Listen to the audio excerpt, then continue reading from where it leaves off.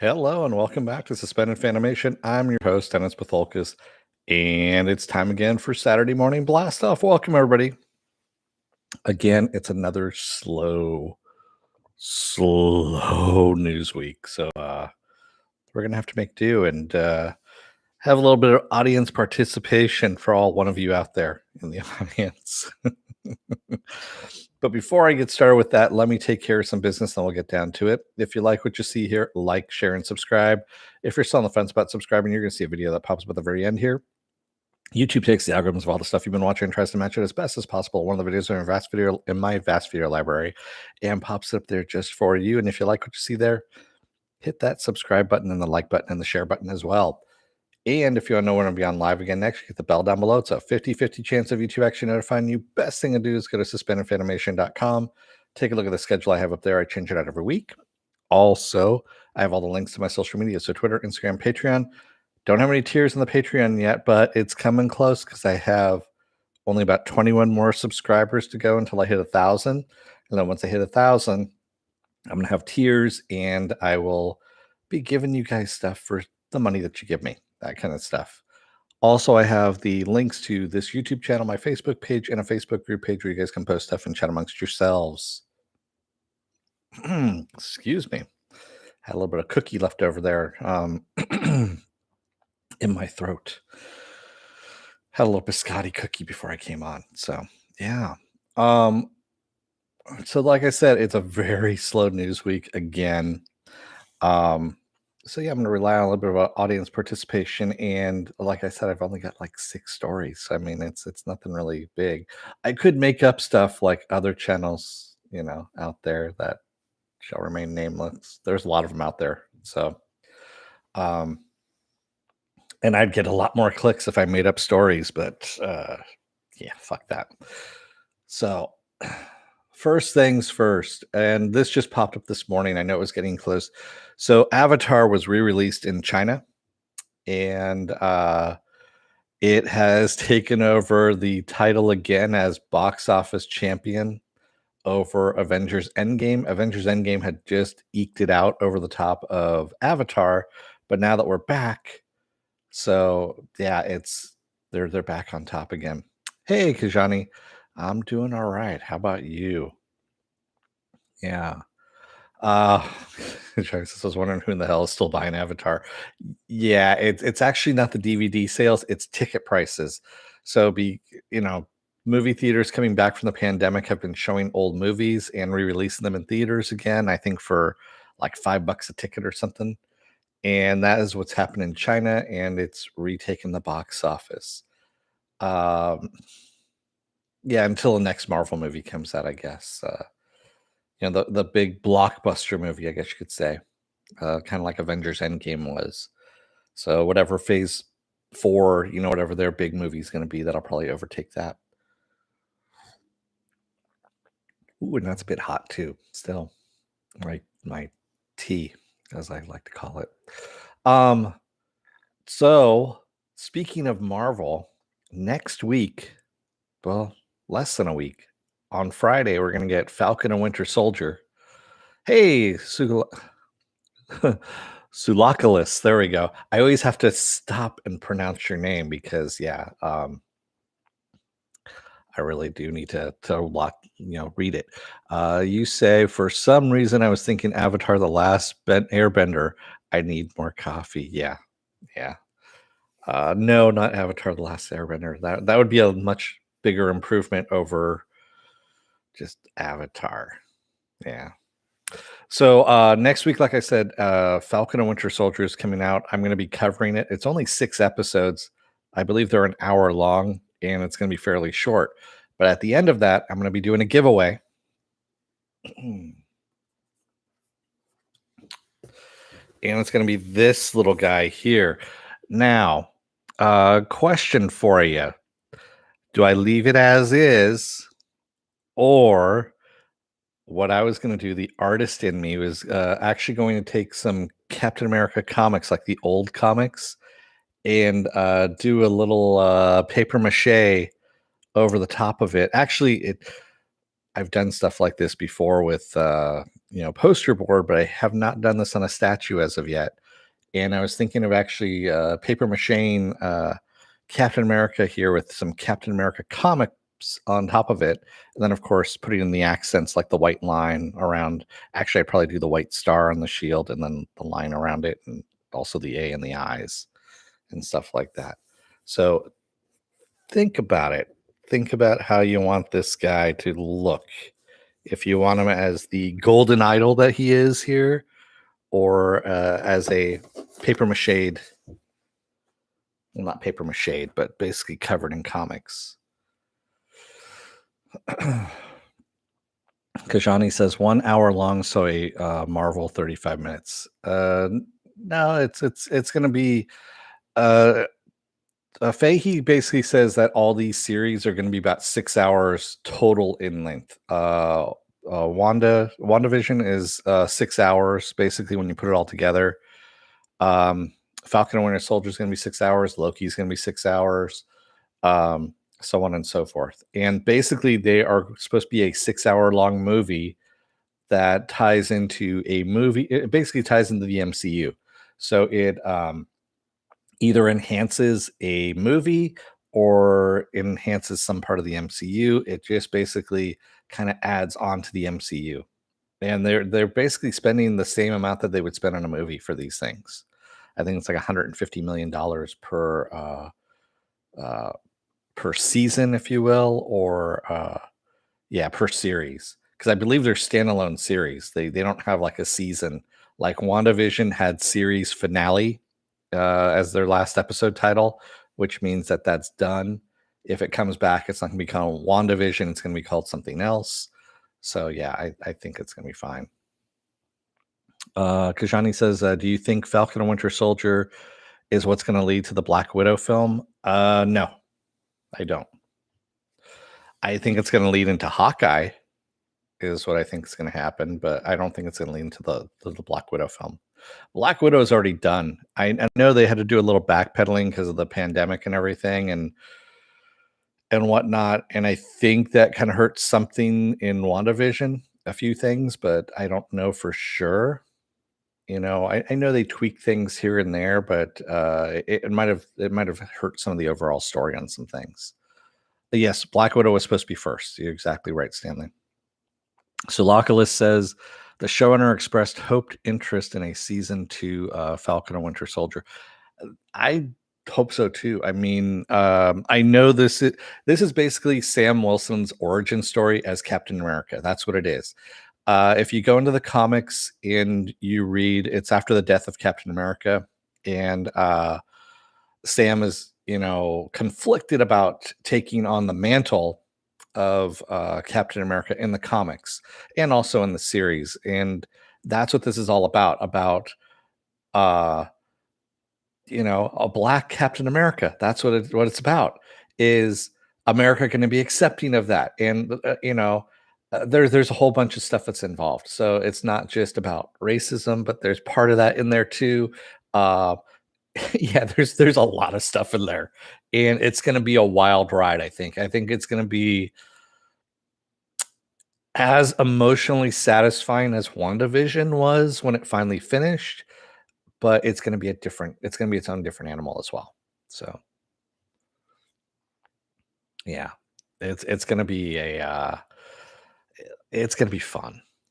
Usually most Marvel stuff is, I haven't come across anything really bad in a Marvel, the Marvel universe, other than, I mean, Captain Marvel was bad, but it had some stuff in it that was okay. The Hulk movies, yeah, the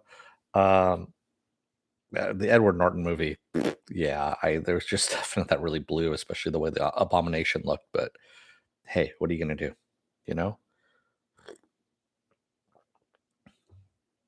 Kajani says, wasn't sure if Marvel was using these series like a prequel for bigger events like WandaVision. Yeah, they are tying into it. They are moving some story plot. So like Secret Invasion that has been announced as a series on Disney Plus is actually going to be It already was teased in WandaVision in the stingers, if you will. So yeah, there's stuff like that that's coming up. And also, yes, Doctor Strange 2 is kind of, I guess you could say, teased at the end of the stinger for WandaVision as well. Yeah.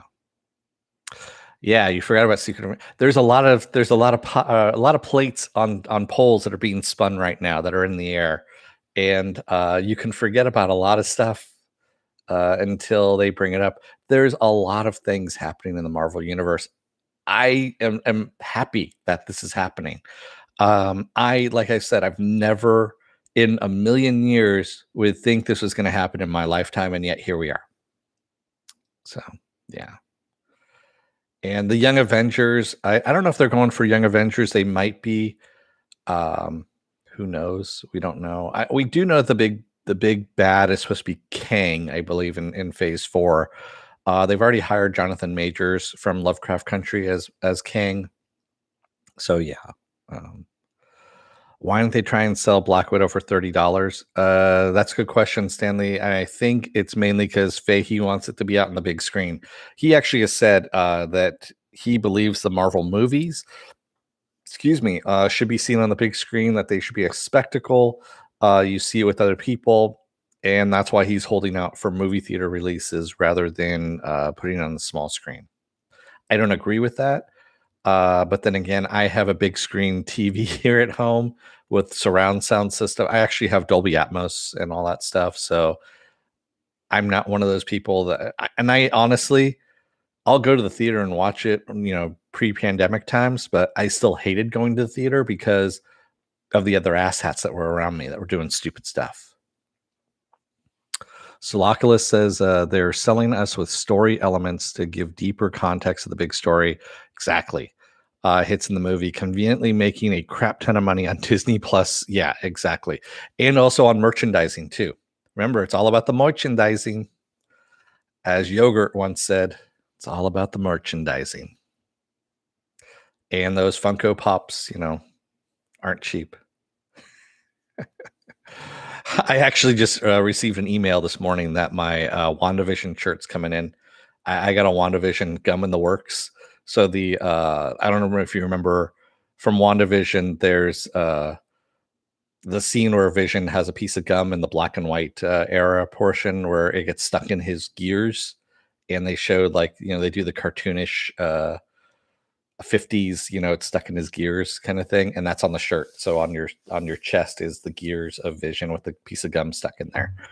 And I was, yeah, I had to buy it because it made me laugh. Kashani says Black Widow is going to make a ton of money if they come out around July with the yeah, well, yeah, it comes next Friday. I'm actually really jazzed about that. So that's go in the wash and then right back on me, once it gets in. Yeah. Black Widow viewing party at my place. I don't think so. My apartment complex doesn't let you people in. And by you people, I mean the hoi polloi.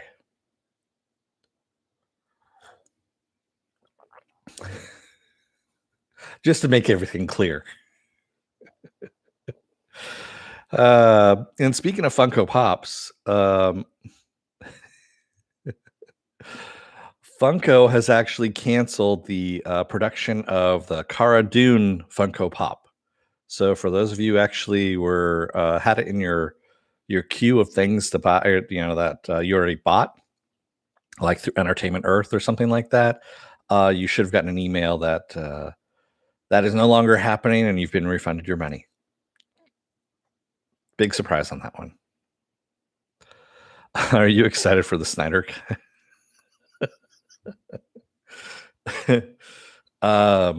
It is going to be an "Is it worth my time?"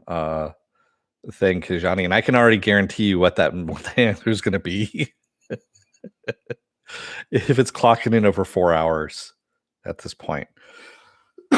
Excuse me. Yeah, I can already guarantee you I know what my reaction to the Snyder Cut's going to be. Yeah. Sucker Punch. That's all I can say. Sucker Punch. It's yeah, man. That is Snyder at his unbridled. Right there is Sucker Punch, and I'm fairly sure that he putting this together was given free reign to do what he wanted to do. So again, this is going to be Snyder unbridled. Yeah. Kajani says, laugh out loud. I just need to highlight scenes that weren't in the original cut. Oh, that's pretty much going to be a good portion of the movie. 4 hours of upskirts and CGI dance fights. Yeah, I want to see what claymation Darkseid is going to do too. That's what I'm calling him, is claymation Darkseid, because honestly, every time I see the fucking trailer, I just think it's a claymation Darkseid. I think that's what happened is he put so much money into the other special effects that whatever was left over, they're like, just make it out of claymation. No one will notice. Yeah. Yeah, the female empowerment movie. Oh man, that was a horrible, horrible fucking. I saw Sucker Punch in. I think I've told this story before. I got a sneak preview pass to go and see it, and I even got like one of those little drawstring bags. So I still actually have that bag because I use it for when I travel. When I was traveling, and to put all my dirty clothes in, to keep them separate from the in the suitcase from everything else. So yeah, it's my dirty clothes bag. That's what that is, because it is dirty in a way. Sucker Punch. Kajani says, what getting lobotomized and being sexually assaulted is not a good way to end a movie. Yeah, no shit. That movie, yeah, the less said about it, the better. I mean, it has its problems. And I know everyone brings up like Dawn of the Dead. Oh, Dawn of the Dead. No, because basically Romero did it better. I'm sorry, Romero did it better. 300, I'll give him. 300 was good, but it was all storyboarded out anyway for him to begin with. All he had to do is follow the fucking story. So, I mean, it wasn't that difficult to do that and make that good. His little, slow motion, slow down and then speed back up again, that actually added to the movie. That's about it, you know. Kijani says, when I hear Snyder, I'm like, how many characters are going to be Jesus? That's fine, Stanley. I mean, we already know, you know, you like Watchmen. That's fine. I I can't stand Watchmen myself. It's yeah. I mean, come on, you took out the fucking squid, man. The squid, I know everyone has their problems with it in the comics. It depends on your viewpoint of this, but that actually, yeah, that's how it should have ended. And I mean, it's so much so that even Damon Lindelof came back and re re-edited, I guess you could say, how the Watchmen movie ended. He actually went off the comic and not the movie for his TV series for HBO, and left it with the giant squid. Yeah. Applecrow says Batman versus Superman is what happens when they don't follow the storyboards. Yeah. I heard there's supposed to be an enhanced version of Batman versus Superman that's coming out, as they call it, an enhanced version. And I was like, what are they going to bring in Crypto just to snuff him on film too? Just say, hey, here's a cute little dog. It's Crypto. Kind of like what they did with Jimmy Olsen. Yeah. Not that I'm bitter about that or anything. Yeah. Anyway, on to happier stuff, I guess. Speaking, we're going to keep this in the DC universe for a little bit here. Billy Crudup, who of course played Ezra Miller's dad in the flat as in the Justice League movie, and also in Batman versus, I forget what it was, but yeah, in the Justice League movie. So he is out. He has quit the Flash movie because it's just taken too fucking long, and he's got other stuff to do. But Maribel Verdu is coming in as the Flash's mom. So there you go. One parent leaves, the other parent comes in. But yeah. Yeah. Soloculus says there aren't enough roll eye gifts for my feelings about Batman versus Superman. Yeah. I'm with you there, man. I really am. Yeah. And Kajani, yes, I love the squid scene as well. Watchmen, I mean, you go back and read Watchmen, it was a different time. So at the time that book came out, it was, you always had you only had like, golly gee willikers, Batman. You had the kind of you didn't have gritty comic books, and it tore stuff down. It tore down the superhero imagery to give us more adult comics. And I don't feel the movie actually did that justice. I feel it kind of brought us back to the golly gee willikers Batman and just kind of made fun of things. But that's me on that one. The movie just didn't do it justice. And again, it's someone who doesn't have any reverence for the source material or what the whole storyline was about. So yeah, and it's just a visual. I'm gonna say he's a music video director. Is really what he is. He's a music video director. He doesn't have any. I don't feel any soul in any of his movies. That's what it is. I don't feel any soul in any of his movies. Yeah. Kashani says, was curious if there's any news about Doom Patrol. Yeah, season 3 is filming. As a matter of fact, I forgot to actually post that in there. Shit, now I gotta find because I know there was something and I forgot to actually put it in my notes of things. So Michelle Gomez is going to be playing Madame Rouge. Now, if Michelle Gomez doesn't ring a bell, that name, she was actually on Sabrina, the Chilling Adventures of Sabrina. She was the Lady Satan or Lilith, if you will. And yeah, she's going to be playing Madame Rouge, excuse me, in season 3. And that has actually started filming or started taping or however you want to call it. So that's what's going on there. Thank you, Kishani. That actually jolted a little memory in the back of my head. I saw that and I never put it in my notes.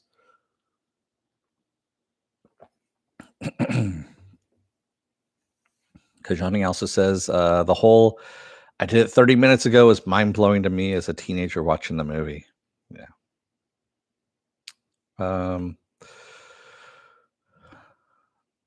Apple Crow says, I can't type fast now, walking the dog, so I'm walking down the street ranting about a squid monster. That's okay. I've done the same thing. I only walk one dog. I don't walk the dogs. Excuse me. I didn't mean to do that right into the microphone, but my throat is just... It never fails. Everything's fine until I turn on the video, and then, of course, my body betrays me. Stanley says, that is the worst thing about the Watchmen movie. Snyder thinks all superhero movies should be like dark, like the Watchmen. Yeah, he does. That's why it's called the Snyder Murderverse. That's what the DCU to him was basically the Snyder Murderverse, where superheroes kill each other and kill things, and unless of course their mothers are both named Martha, and then yeah. And he still to this day, I guess they interviewed him about that and they asked him about the whole Martha thing. And he says, man, I thought it was a beautiful line. I thought it was kind of a good bonding moment for him. And it's like, dude, no, it's fucking funny.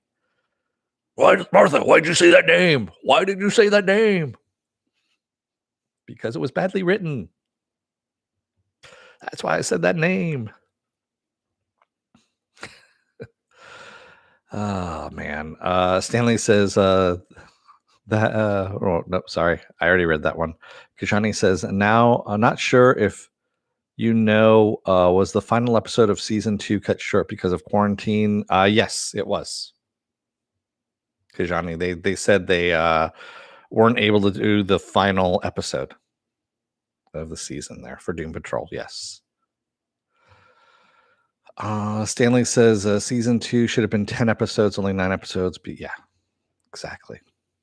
Soloculus says I have always had the hardest time putting my issue with his movies into words, but it always feels like the characters do stuff to prove how much of that thing they are, like Harley Quinn. Yeah, I hear you, man. Yeah, it's like they have to prove they're goofy and wild, not that they simply are. Is there a better way of saying that? No, I think I know what you mean. They're basically they have to act out what they are dressed like or what their motivations are instead of actually just doing it and then letting the audience decide what their motivations are. And they say it out loud, like I am going to go get the bad guy now. It's like, okay, dude, we got that because you got the batarang in your hand. You're gonna go and get the bad guy. Go and do that, man. Do it. So yeah, that's my generic superhero voice too. By the way, it's just like that.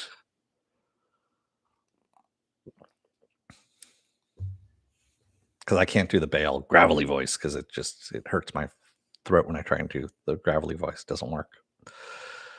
Kajani says Doom Patrol is such an underrated show. I hope being on HBO. Yeah, me too. People are finding it. I know that people are finding it. And I have said that is the best show on TV is Doom Patrol. And I will keep saying that is the best show on TV.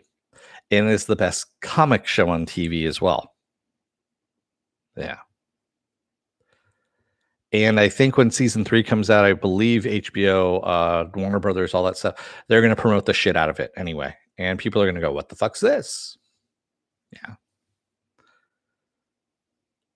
I know when you go onto the HBO Max on the landing page, it honestly, it it pops up. It's for me anyway. It pops up as one of the things on my list of things there. So it's always front and center for me. Kajani says only if they would bring the counterpart writers to DCE. Yeah, no shit, man. Although Justin Marks, he is actually he's working on something right now. He's got a new series in development, and I still don't know what it is as of yet. I follow him on Twitter. Justin Marks is the creator of Counterpart, by the way, and yeah, I'm looking forward to whatever it is that he's bringing out. Stanley Trail says Zack Snyder's inadequacies issues are not unfounded. Yes. Excuse me. Excuse me. Man, I don't know what that's all about. I think it was the gravelly voice. The gravelly voice kind of did me in. Gotta stop doing that. So Kurt Sutter from Sons of Anarchy, the guy who created Sons of Anarchy, is going to write, produce, and direct This Beast, is what it's called, for Netflix. So what is This Beast about? Good question. And stop me if you've heard this one before. But it's the idea was inspired by the beast of I'm gonna murder this French, Givaudan, a true story about a mysterious beast that terrorized a French village in the 1760s. Now, if that sounds familiar, that's because in the 90s there was a movie that was also based on that same story called Brotherhood of the Wolf. That was done with Mark Dacascos as one of the characters in there. And yeah, it's a great movie. If you haven't seen Brotherhood of the Wolf, watch it. It's a foreign language film. It's actually it's a French movie, if I'm not mistaken. I have it someplace. It's up here someplace in one of the DVD areas here. And I might have to watch it again because it's been a while since I've watched it. And great movie. It's a bit on the long side, but it's worth it. And yeah, that's what Kurt Sutter is working on right now. He's working on the American adaptation again, 20 some odd years, 30 years later. Stanley says, I saw that martial arts in the 17th century. Yes, it was. Yes, because Mark Damascus was supposed to be from a Native American from the United States that was brought over to Europe. Yes. Yeah. Soloculus says, reminds me of the Van Gogh episode of Doctor Who. That is a great episode. Yeah, that's actually, I think, my favorite Matt Smith episode, by the way, of Doctor Who, is that Van Gogh episode. Yeah. Kashani says, have you been keeping up on fantasy adaptation news like Foundation, Wheel of Time, Lord of the Rings, and House of the... I every now and then when they pop up, Kashani, I mention them, but no, I don't just, keep tabs on them. They'll pop up in the news cycle every now and then. Like, yep, we're still working on it. Like, speaking of which, Wild Cards, George R. R. Martin's Wild Cards, that has been made into a TV series, or being made into a TV series, and it was supposed to be on Hulu, but now it's going to be on Peacock, which is the NBC app, and I think it's going to be behind a paywall for Peacock. No one really cares because it's Wild Cards. Wild Cards, by the way, is just horribly bad. I remember reading it in the 80s and just going, what is this trash? And I read the first book, and I think they said there's 27 books in the series. It's an anthology series about people with superpowers, and good God, it's fucking bad. It's horribly bad. Yeah. You love Wild Cards. I'm sorry. Yeah. Yeah. Soloculus says, same. I bought a canvas print of the church of the church at Alviers for my wall. Interesting.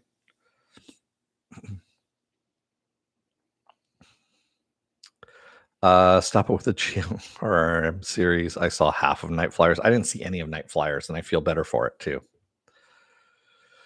You love how bad Wild Cards is. Dude, it was so horribly bad. I just remember reading that. I was in my teens at the time that came out, and just going, wow, this is a really horribly shittily. It's a shittily written book, and yes, I made up that word shittily. Shittily written book, because that's how powerfully shittily that book was that I actually had to make up a word to describe how badly written it was, and shittily is the right word for that. Oh, from Doctor Who. Thanks, Soloculus. Got it. I didn't know what you were talking about there for a second. I kind of phased my brain out of that.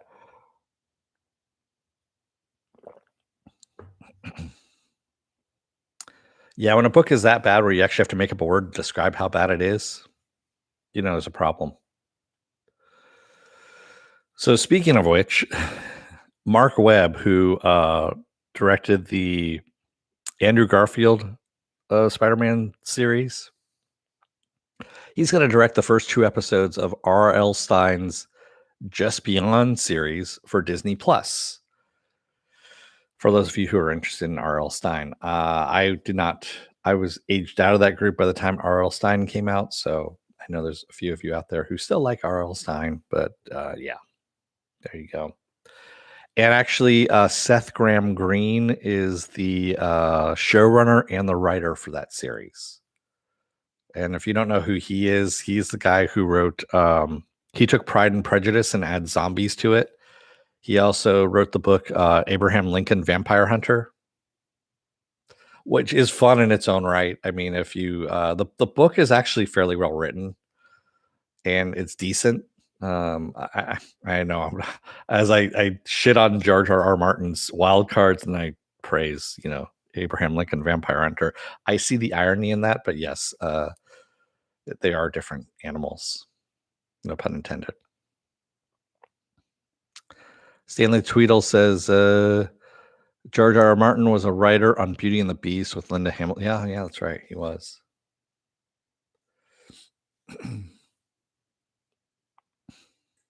Yeah. So that's all I got story-wise, by the way. Like I said, the news this week was just bad. It was bottom of the barrel, scraping.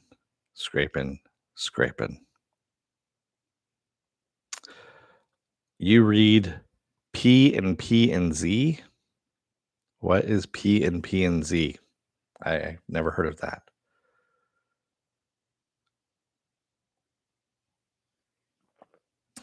Do you know if they started filming season 3 of The Orville? I don't, Kajani. I know it's at Hulu and it's its last season. That's it. It's going to be behind a paywall at Hulu, and that's going to be it for it. Oh, Pride and Prejudice. Okay, thank you. You read Pride and Prejudice and Zombies? Okay. I heard it was good. I mean, I know he didn't really change the prose too much of the story, of the original story, and actually just added in some stuff to get the zombies in there. And so, and I know at one point they were talking about making a movie of it. Because, I mean, come on, every 5 years, Pride and Prejudice gets remade. So putting a zombie movie of Pride and Prejudice and zombies would be good. It's better than the original. You made it halfway through the book, Kajani? Yeah. I don't blame you. Yeah, I know there's stuff out there there's books out there that I've read too that I've stopped in the middle. I'm like, why am I reading this? Speaking of books, so I don't know if anyone knows here who knows who Umberto Eco is. He's actually a famous writer, but still a lot of people don't know sometimes. So he wrote this book called The Name of the Rose, which was made into a movie in 1983, I want to say, with Sean Connery and a very young Christian Slater. And Ron Perlman's also in it too, a very young Ron Perlman as well. The book in and of itself is a difficult read because the first 100 pages of it are dense. I mean, I remember I started to read it. I put the book down for like 6 months because I couldn't get into it. Then I picked it back up again. I powered through. And then once I got past the first like 100 pages, it was better. Then I read about an interview with Umberto Eco years later, and he said, yes, The Name of the Rose is difficult the first 100 pages because he made it that way, kind of like the monks doing penance. The first 100 pages were penance for you to get to the good story within. So you had to power through those first 100 pages as penance in order to get to the story within. And I was like, that's fucking evil, but also fucking genius at the same time. And it made me appreciate him as a writer even more, just because, having something, actually planning something out like that is very difficult to do. And then also pulling it off though, so that you still remember the story and you're fond of the story and want to go back to that story. You don't want to go through those first 100 pages again. But yeah. I agree with you, Stanley. Umberto's stuff is a difficult read, but it's rewarding in and of itself. Yes. I believe, yes, Abraham is in it as well. Before he just started phoning stuff in. Yes, he was in Name of the Rose as well. Yeah.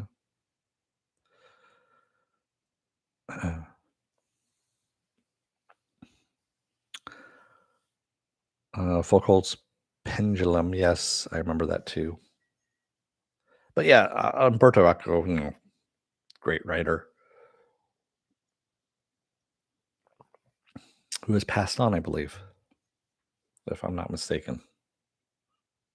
I might be mistaken. Who knows? I usually am about things. Trying to think what else I got, what I've been watching.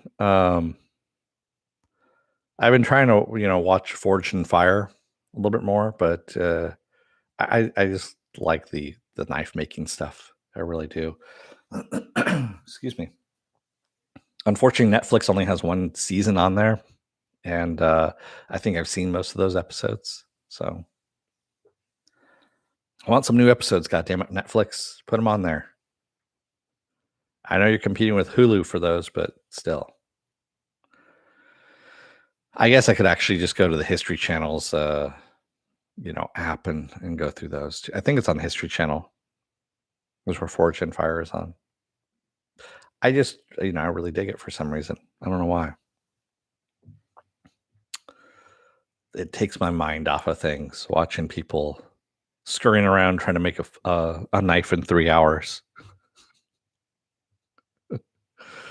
Ah, you're only looking forward to Invincible at this moment? Really, Stanley? There's so much stuff that's coming out. Let's see what is coming out. Actually going to my page, because if you haven't been to suspendedfanimation.com, at the very bottom of the schedule list there's future stuff. So yeah, March 18th, of course, we got the Snyder Cut coming out. Wah, wah. And then the day after that, we've got the Falcon and the Winter Soldier that comes out on Disney Plus. Solar Opposite Season 2 is coming out on March 26th. I'm okay. Because the same day, Invincible is coming out on March 26th as well on Amazon Prime. And the first 3 out of the 8 episodes drop. And then after that, it's going to be weekly that drops. And I am going to be covering Invincible. So yes, I am going to be covering that. Godzilla vs. King Kong comes out on March 31st on HBO Max, followed by Mortal Kombat on April 16th. The Bad Batch comes out on Disney Plus on, who guessed it, May the 4th. Jupiter's Legacy, which is Mark Millar's answer to The Boys, I guess you can say, is coming out on Netflix on May 7th. Loki on June 11th, and then The Witcher Season 2, I believe, comes out the end of this year, if I'm not mistaken. So yeah, there's a lot of stuff coming out there.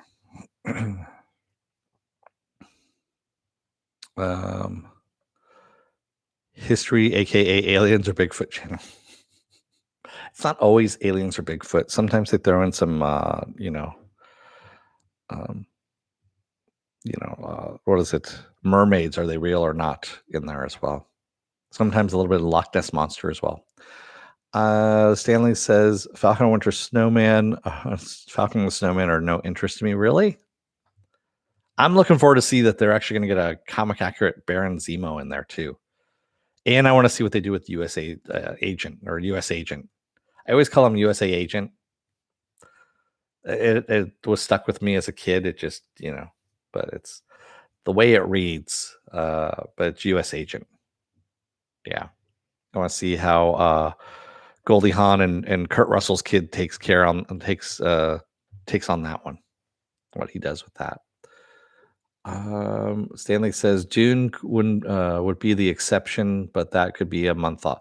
So Dune is supposed to be in August, if I'm not mistaken, but Dennis Villeneuve supposedly has filed a lawsuit against Warner Brothers about that, and that might tie that up too. But for right now, I know it's supposed to be scheduled for August. Yeah. And yes, Peggy's niece, yes, Agent 13 is going to be playing a role as well. Mm-hmm. Apple Crow says, obviously I'm hyped for Dune, but I did not like the remix of Pink Floyd and hope the soundtrack isn't based off that. I don't think he's going to go with popular stuff. I don't know. Who knows? He might. I could see him doing it. Yeah, I mean, I'd rather, like I said, I'd rather see these movies come out on the small screen rather than having them come out to the theaters. I have no interest, no desire to see them. I live within walking distance of a big movie theater right now, and I have no desire to go there. Zero desire. I see people all the time in my town right now that are sitting outside, eating, or sitting inside and eating, because we just went to the red tier, is what they call it here in California. So now they can go inside and eat, and no bueno. I'm not digging it. Shawnee, how's it going?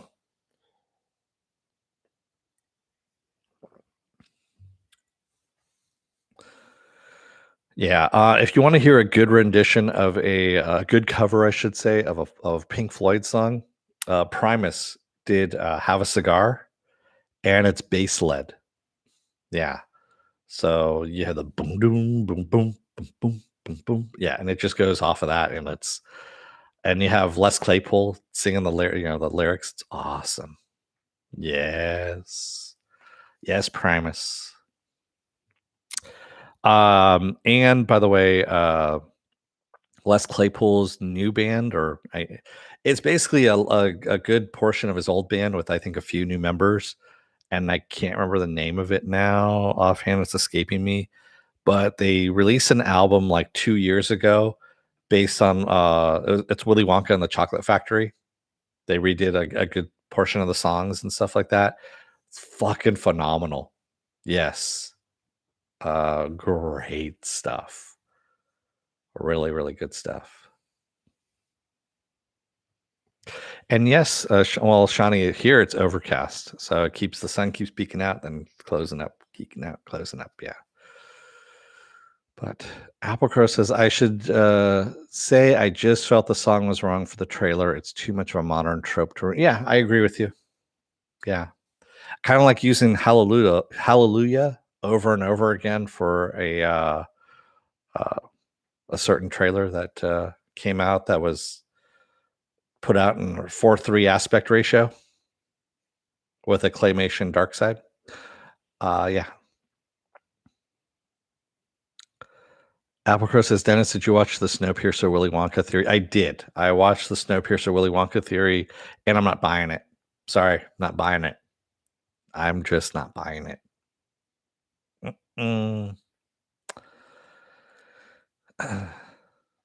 Because then if you go and take a look at Snowpiercer, the TV series, they don't have that. Although Snowpiercer, the TV series, I think they kind of defy the laws of physics quite a bit on things, but yeah. Shani says, I've heard the Pink Floyd song way less than other songs that get recovered, like House of the Rising Sun or so. Yeah, that's because they haven't sold the rights to their songs, Shani. They really didn't. Same thing like why you don't hear a lot of Led Zeppelin. Led Zeppelin, their songs, in order to use them in movies, is ridiculously expensive. That's why when Thor Ragnarok did Led Zeppelin in the very beginning there, when he's fighting fuck, I can't remember his name now.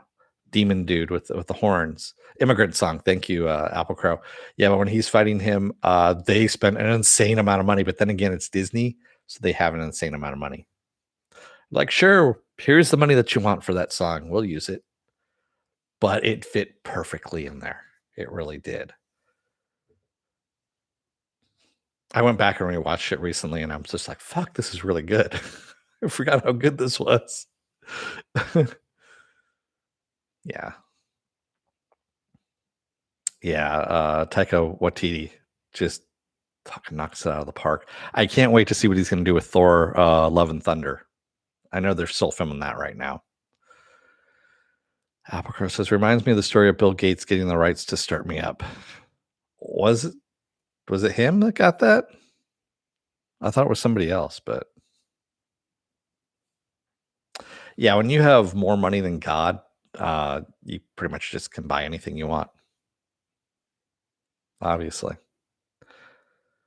Yeah, when Michael Jackson bought the whole Beatles library, I guess you could say, and then did nothing with it. That was kind of depressing, but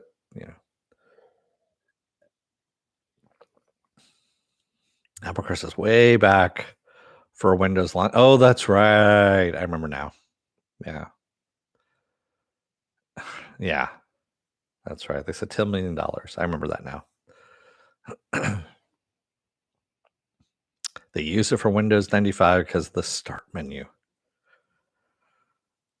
There you have it, folks. Geeky and informative at the same time, and historical. Geeky, informative, historical. Yeah.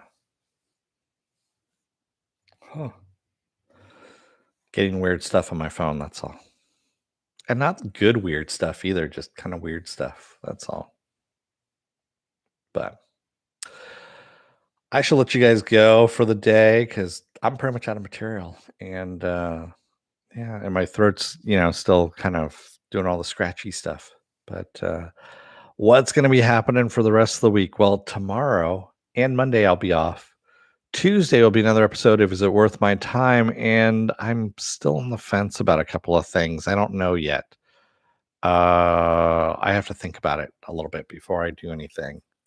Um, yeah. Yeah, I have tea in the cup here, Shawnee. Yeah. But Wednesday I'll be off. Thursday will be another episode of Resident Alien. I almost said Resident Evil. Huh. Friday will be the debut of Falcon and Winter Soldier.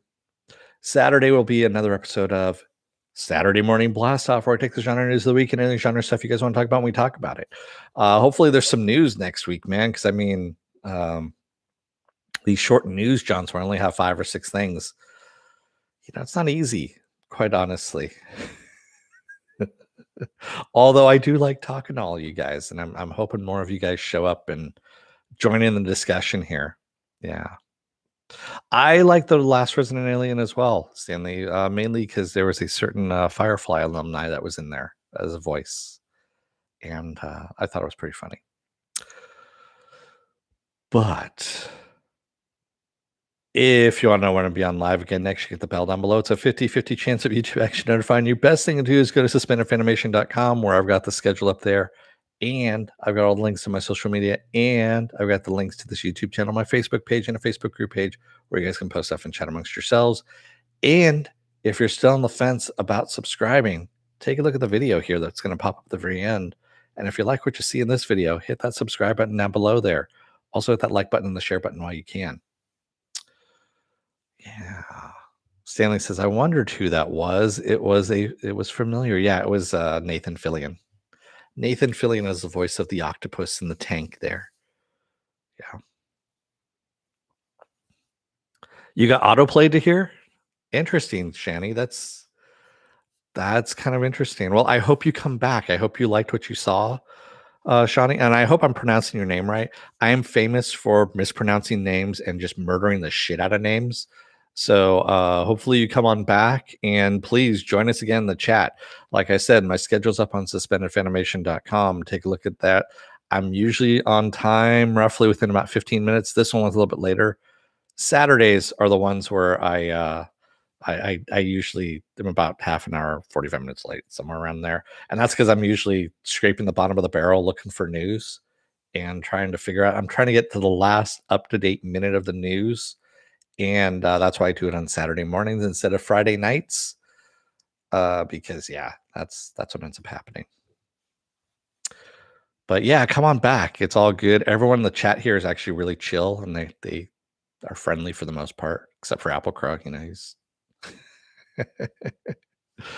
Applecrow is like, Dennis always pronounces my name as unfunny douchebag. Yes, it's true. It's true. I do pronounce it as unfunny douchebag. Thanks, everybody. I will see you again on Tuesday. Until then, and I just want to thank everybody, by the way, again, for everybody in the chat, and thank you if you made it this far in the video. I'll see you again on Tuesday. Until then, don't let the door hit your ass on the way out. Otherwise, you may just have a good time sitting around in a chat talking to people on a Saturday morning, and God knows you never want to do that, right? Thanks, everybody. I'll see you again on Tuesday. Until then, have a good weekend. Stay safe, be well, take care, wear those masks, and get those vaccine shots if you can. I already got my first one. I got my next one coming up, not next week, but the week after. Thanks, everybody. I'll see you again on Tuesday. Have a good one. Thanks.